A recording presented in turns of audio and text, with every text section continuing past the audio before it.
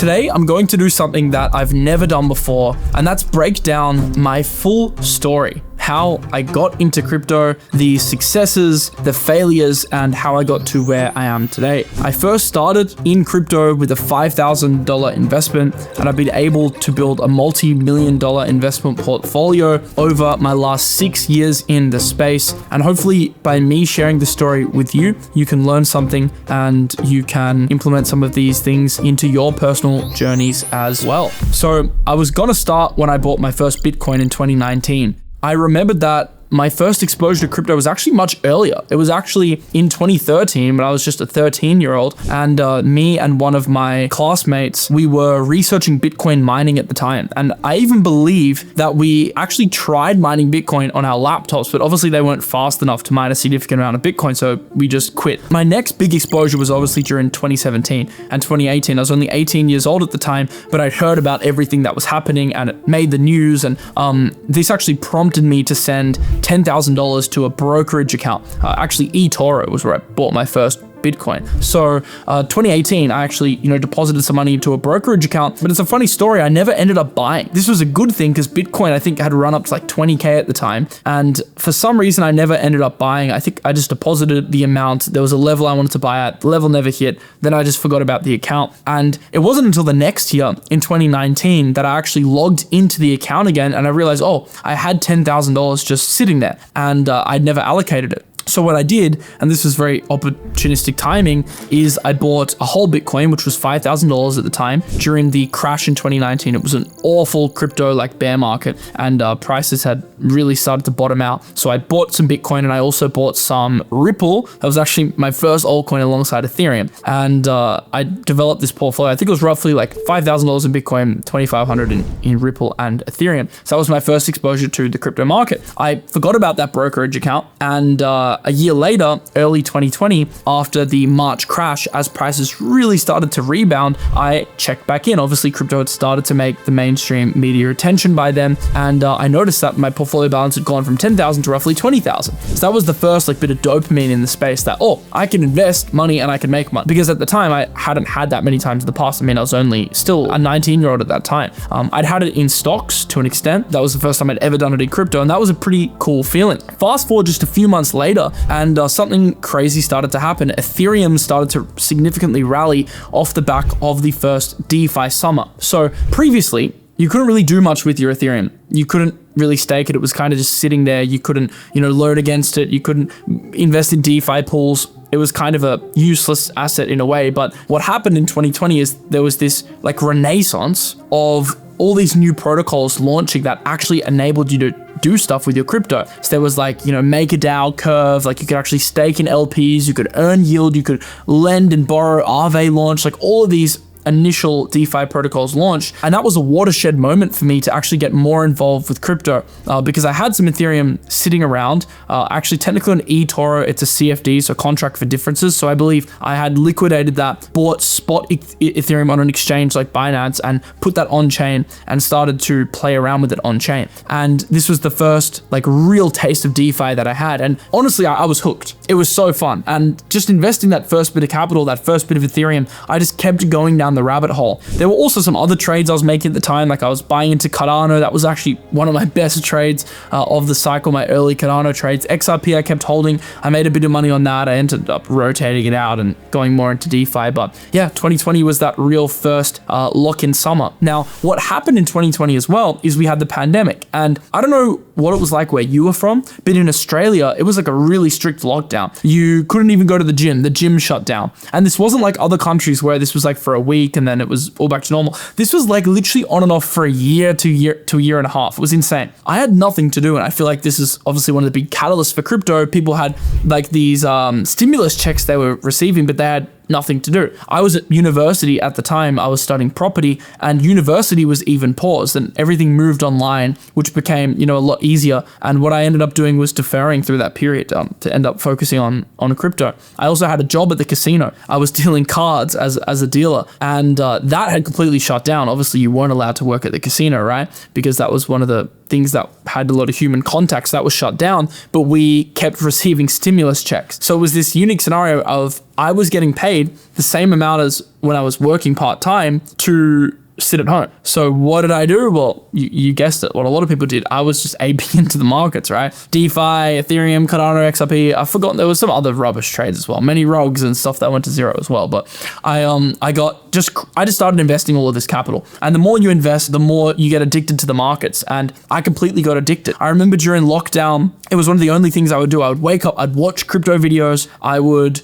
research crypto online, I'd read white papers. We didn't really have AI at the time. Well, we didn't have AI at the time at all. ChatGPT hadn't launched, so I was doing everything manually. At the time, people thought that was going to be the next big thing. But it's kind of funny, a lot of the things that we really believed in actually ended up coming true. Now, some things didn't come true. The obsession with decentralization has actually faded, and that was the big selling point of crypto at the time. Now it's more about product market fit, use cases, etc. But needless to say, I had nothing to do but be locked down. So although it was a bad period, for many people, I kind of owe that period to where I am today because I had nothing to do but just sit down and trade. Now, something I started doing at the time, and I only now realized it was one of the highest leverage decisions I ever made in my life, was document publicly a lot of my experiences trading, especially towards the back end of 2020 and especially in 2021. I was just tweeting what I was doing, whether it was a DeFi pool, my thoughts on the market. I would just share it publicly, and I didn't think I would gain traction. I didn't think anyone would frankly care what I had to say, but the algorithm picked it up and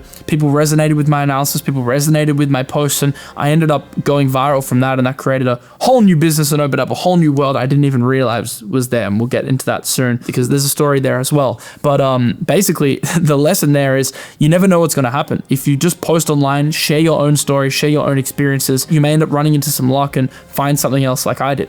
But anyway, this brings me back to the end of 2020. My Bitcoin holdings, and I still held a lot of Bitcoin, had now done over a 10x. I'd made over $50,000 in Bitcoin, which was insane. I think I'd made similar amounts as well now in the DeFi market through the governance protocols I was investing in alongside Ethereum. What I did early 2021, I think like a lot of us that were in the space at the time, is I went really heavy into alts. And this was the craziest 5 months of my life. And then it got crazy again later that year in November, where I basically had turned that 100K into like 600-700K or something ridiculous. There was one period where it was just ridiculous. You'd wake up every day, you'd have like $2,000 in yield. And there was this weird delusional thing of like, I'm just going to do this forever. I'm just going to claim my 2,000 a day and I'm just going to, basically live on this passive income forever. DeFi was insane. If you did DeFi back then, you'd know how insane it was. But I'm so thankful that I, niched down and went really big into DeFi as opposed to something else, like let's say perps trading or, fundamental investing, because DeFi kind of taught you everything. It taught you how to interact on chain.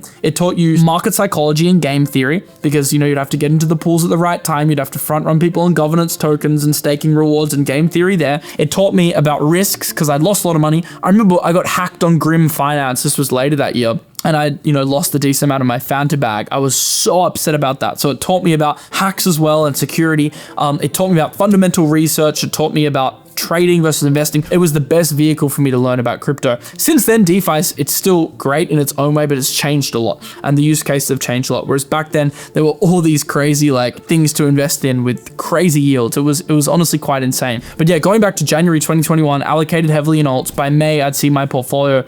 Look, I might be not quoting the exact amount to the dollar because I'm piecing this together from memory, but I think by May I was at least like 500 to 700K in that range from 100K, originally starting with 10. So it's pretty insane how that transpired. But then, I was on top of the world. I thought I was going to make millions. I was hit badly, very, very, very badly, because I didn't sell anything really in the run up, only small take profits here and there. And I was exposed heavily during a big crash that happened in May. I remember the feeling being I think I was sitting on the floor in the bathroom. I was so depressed during this period. And there were a couple horrible nights. I remember Crypto Banter. I used to watch their streams at the time, and Rand did an emergency stream about the big crash. I remember watching that. That was back when, Banter's still huge relative to the space, but they were huge back then. And then I ended up joining them, which is a story I'll get into shortly in this video, which was kind of a nice full circle moment for me. But I remember watching them at the time, what are we going to do? Absolutely crazy. And June was no better. July was no better. It was a bad summer. Prices just going down and down, losing money. Super hard.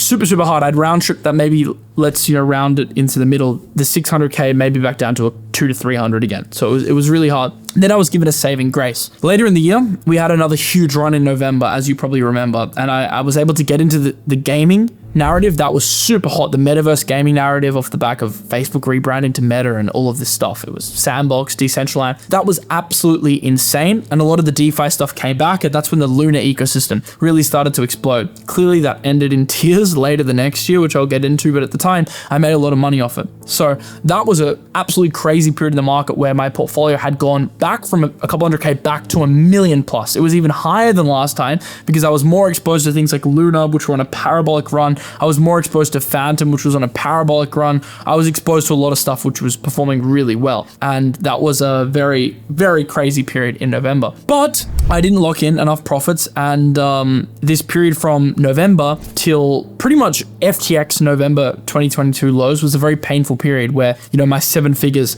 gradually dwindled down and down and down until at some point I just cut my losses on a lot of coins. And I'll get into that. But what happened in the interim was really interesting. My social media had obviously exploded in the bull run. I created a YouTube channel. I actually had a crypto channel in 2020. Not a lot of people know this, but I was creating videos. It's actually still on the current channel. They were just so bad that I privated them. But there were videos on like Cardano, Polkadot, Ethereum, like just really general stuff at the time. They were quite funny. I stopped doing that. I don't know why, I just stopped. And then later in the year, as I got bigger on Twitter, I think I hit like 50,000 followers. People were demanding YouTube. They really, really wanted me to create a YouTube channel. So I'm like, all right, I'll try this YouTube channel thing out again. Started a channel, started to explode. And then I discovered like this whole other world on YouTube. And I remember the feeling of when I made my first $400 in a day on YouTube. I felt like an absolute king. I was like, I'm gonna basically just sit back and chill now. I'm gonna make videos forever. I'm gonna make $400 a day. For me, in terms of income, outside of my portfolio, that was insane. But obviously things would get even crazier later down the track. I'd only just figured out crypto YouTube at that time. But I didn't really have that much time to experiment on my own because pretty quickly Crypto Banter contacted me and I was a big fan of them. So it was an amazing opportunity for me to go and work at Banter. So I remember getting on a couple of live streams so Rand could, test out whether I was a good fit for the channel. People loved the content. He believed in me, gave me a chance, thought I was smart, onboarded me to the channel for a DeFi show. So now I was creating DeFi content. It was still a good market at that time, but I didn't know things were about to really, really go south. I remember that February, I went to Cape Town. I met the team there. It was absolutely amazing. I was networking with like-minded people for the first time, leaving my hometown for the first time, and I feel like I grew a lot as a person doing that, and it was absolutely amazing. Then a couple of months later, Luna happened, and I've spoken about this so much. It almost feels like a past life in some way, but that was a bad thing for me. I mean, technically, I only broke even on Luna. I didn't lose that much money because I had all my Luna in Anchor. At my liquidation, I bought Luna at an average price of I think $30 in the end. I'd bought some at $10. It ran up to like $150. I think even higher at some point, but around that. Then it came back down from $150 and it started crashing. And at $30, I got liquidated on Anchor because I had loans. I'd loaned stable coins to buy other cryptos against my Luna. So I was actually forced to sell my Luna at $30, and obviously it ended up going to zero. But the stable coins I'd reinvested into other protocols also because of contagion went down like 30 to 50%. So in a way, I did lose 30 to 50% of even the cost basis of my Luna. So overall, very bad experience because I had ridden up a bag to, it was 6 figures. I don't think my Luna bag was 7 figures. Yeah, definitely 6 figures. But then it had, round tripped quite significantly, got liquidated, and learned the hardest lesson I've ever learned. Now, dollar-wise, actually my biggest loss came this year, 2025 in January, but relative to my portfolio in terms of percentage, that was by far the biggest loss I've been through. And that was the first time that I was dealing with public scrutiny for the first time. The first time, I had to go on a live stream after losing a bunch of money and address the community about a coin that I was, bullish on because I genuinely believed in Luna and the vision. I did highlight the risks as well many times, but of course I was still bullish on the coin and was willing to look past some of the risks because I thought it had a lot of upside. But needless to say, that was really hard, a really hard experience. I know it was hard for Ran as well. He lost a lot of money. He had a lot of conviction in Luna, and that was just a really tough period on the channel. I was actually in Miami at the time all of this happened. I remember I was, funnily enough, like shopping or at a mall in the car when I found out about the news, and it was around the time of Miami F1, and I had a friend from Australia visiting me, and I was absolutely depressed during this period. He's like, "What's wrong with you?" I'm like, "Yeah, it's just not good." I'm sure it's hard for all of you as well, but I'm going to be here for you guys in the good times and the bad times. Today certainly isn't easy. So let's break down what happened in the market. Let's break down where I think things are going in the future and what my plan is to combat this market, because it is very tough out there. And I think it's important for me to come on and address things head on, be totally honest and transparent with you guys about what happened to me and about what I think is going to happen to the market overall. That year didn't get much easier. Alts were pretty much down only. I went into protection mode. I made my portfolio a lot safer. Later in the year though, I made some of my biggest buys ever during FTX in November. That was a horrible period. I remember being in London for a conference at the time. It was Token 2049, the first Token 2049 I ever went to. And I remember being in the hotel absolutely depressed. I remember when the news broke, I rushed back to my hotel because I wanted to be the first one to write a thread on it. That thread went viral. Absolutely insane period in the market. One of the most insane stories in crypto ever. It feels like, for me, a long time ago, but really it's not that long ago, like coming up on a few years now, but insane story. And this was one of the first times I really bought the fear aggressively. So I remember I put pretty much all the stables I had left into the market at the time, bought Ethereum publicly at $1,000, a bunch of ETH proxies, Lido Rocket Pool I was big on at the time. That stuff did really, really well for me and kind of set the foundations for the next run in my portfolio. But to summarize, I went, from 7 figures back down to a couple 100K. That's pretty much the summary of it. Luckily, I was at Banter and my social media presence was increasing a lot, both from, my own work on Twitter, also being on the channel, and, my views were still pretty good on the channel. So we had other ways to monetize, referral links, sponsorships, etc. So I was able to plug some holes in my income, which gave me some more money to reinvest back into the market. And that's pretty much all I did. For the next year, I just reinvested most of the money I got back into the market. And just through nature of being there every single day, making threads every day when I didn't want to, making videos every day when I didn't want to, I stumbled onto some lucky trades. And the one that comes to mind is Pepe in April or May 2023. That was my first 100x ever in crypto that I was public about the fact I was buying at the time. If you're into memes, this probably isn't a bad buy soon. I'll probably buy some. Just for fun, really just for fun though. And that was absolutely insane. That set the foundations for the big run that my portfolio was about to go on, and I didn't know it at the time. It was going to go on to be my best crypto trade ever. So absolutely insane. And I'm just thankful that I was there. I was thankful for the Banter community because I was on the research call when I found out about Pepe, and being as a part of a community, and this is one of the things that eventually inspired me to create the Miles High Club, that was so valuable because I was able to stay committed. I think a lot of people quit because they didn't have people to do it with. So that was a great experience, and continued to stream there for another year, pretty much until the end of 2023. That was a very boring year actually, but prices were just grinding up. Bitcoin was quietly going up and up and up and up and up. I remember doing Twitter spaces every week. We'd talk about the bull run. It wasn't really until 2024 that things started to get crazy again, especially at the start of the year, obviously with the Bitcoin ETF rumors and eventually the announcement, and just the macro cycle shifting from a rate hike environment to the talk of rate cuts. The macro stuff had shifted a little bit as well. Tightening was becoming less aggressive, and the market started to rally really, aggressively in 2024. Prior to this, and this is a separate video that I'm making, I made the decision to move to Dubai. So this is the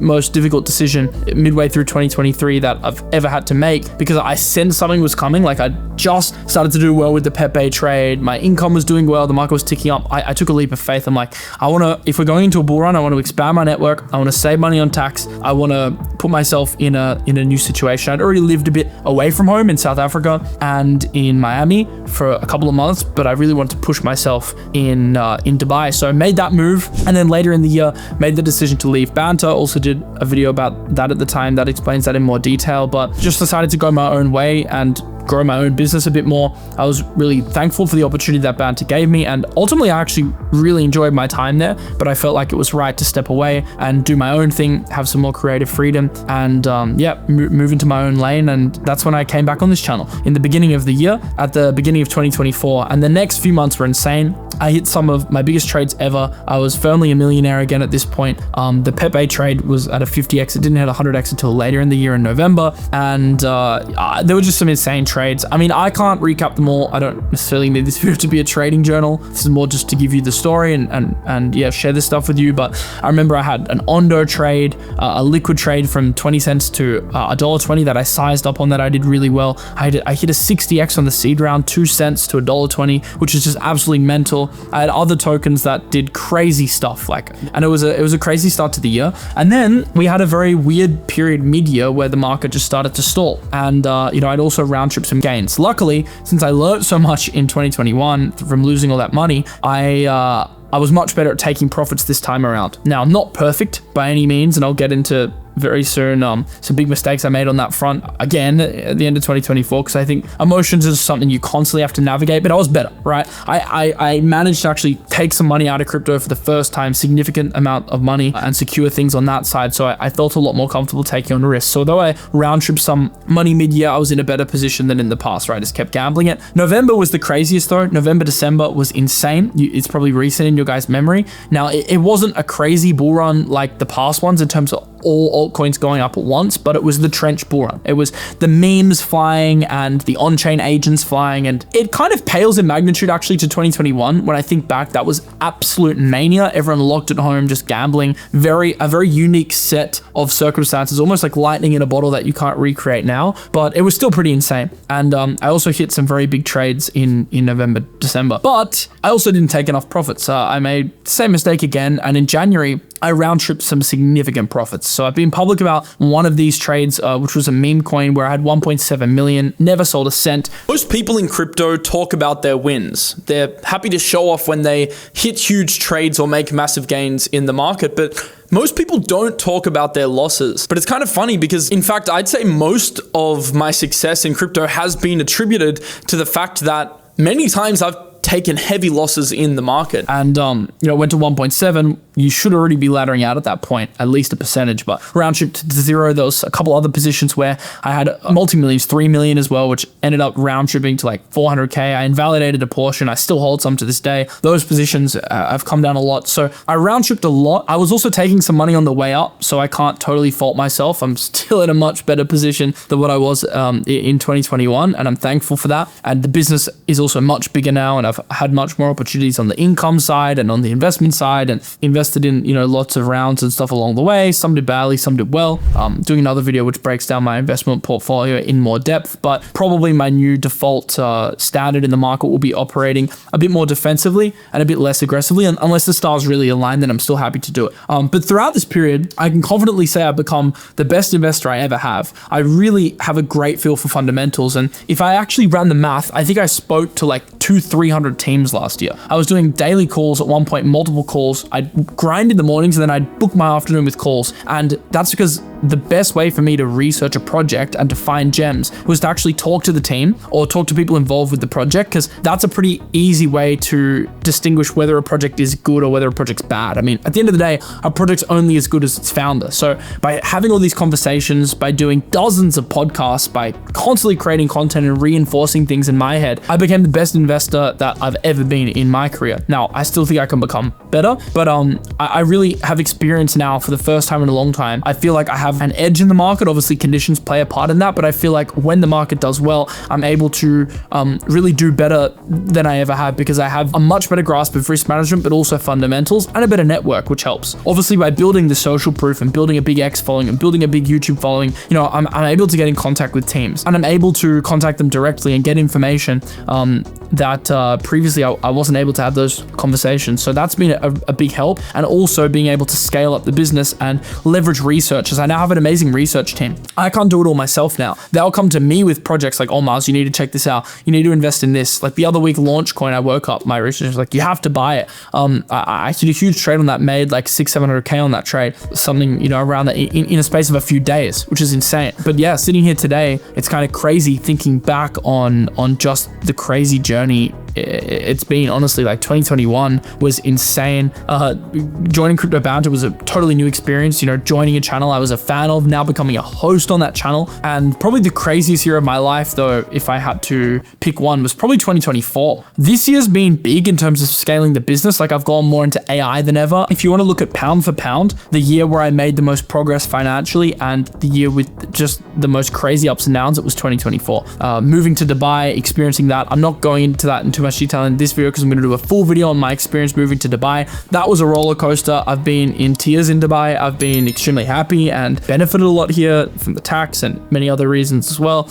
But it's been a crazy journey. And yeah, I wanted to actually give you guys the story because I feel like I haven't really done that fully before. Obviously you've heard bits and pieces, but I haven't like pieced it all together and delivered it in this format. In terms of what's next for me, I am still very passionate about making content, but I am changing some of the content I'm creating. I'm trying to just do stuff that I like this video. I thought this is something I would like to do, and trying not to force market content so much, more just making stuff I like, trying out different types of content, especially when the market's slow. I continue to meet a lot of teams and research and just continue to get better. Yeah, altcoins are up and down. Like today's a bad day. You might be watching this on a good day. You just don't know. So I just constantly stay locked into the game in my Discord, especially, like always searching for opportunities, always improving, because you never know when the next big trade's going to hit. It could be next week, could be the week after. So I don't know what's around the corner on that front. I'm sure there'll be something. And on the business front, I want to continue to grow not only the crypto media business, but one thing I've been doing a lot more of is AI. And you probably noticed we've launched the vlog channel recently. If not, I'll leave a link in the description below. This is giving you a behind the scenes of my life where I speak more about the business stuff. I typically keep that more for that channel than this channel. But one thing that I'm going to be documenting is actually building this AI company. We're working on a lot of stuff, whether it be products behind the scenes, dashboard, analytics, but also media. I also want to teach people what I'm learning. For example, N8N automation workflows. We're doing a lot of stuff. MCP workflows, which is also crossed over into crypto. I can now research tokens in like 30 seconds. This is where I'm now spending a lot of time. I did a tweet earlier today that I spend around 5 hours a day prompting now, which is absolutely crazy, but that's helping me become better and better and better at AI. So the next thing for me is sharing a lot of that with you guys on the channel as it pertains to investing, and then on my dedicated channel, AI Edge, as it pertains to AI itself, which by the time this is out, that should be launching, and that'll be in the linked in the description below. So yeah, that's my story. This will probably be a continued series because in a year, I'll probably do another one. And let's just keep this going. Every time there's something to update, maybe I won't repeat the early stuff again, but I'll keep you updated. And if you do want like more up-to-date live kind of behind the scenes stuff, we're vlogging weekly. So I'm really trying now to bring you guys into my life and show you what I've built, because yes, my crypto knowledge is one thing, and it's definitely something I want to impart on the audience and help you guys improve to make more money in crypto, and especially now with AI, helping you how to use that to make more money in the markets. But one thing I think I also would like to share are my business insights, because I think there are also a lot of you that are either aspiring entrepreneurs, business owners, or just looking to start a side hustle. And you know, someone that's built a very big social media presence in one of the biggest industries in the world. I've learned a lot in that respect, and that's something I also want to share. Whatever way I can add value, I want to do that, and that's definitely one of the ways. So yeah, hopefully you enjoyed this video. Subscribe for future content. Links in the description below to the other resources that I mentioned, and I'll see you in the next one. Have a lovely rest of your day. Peace out.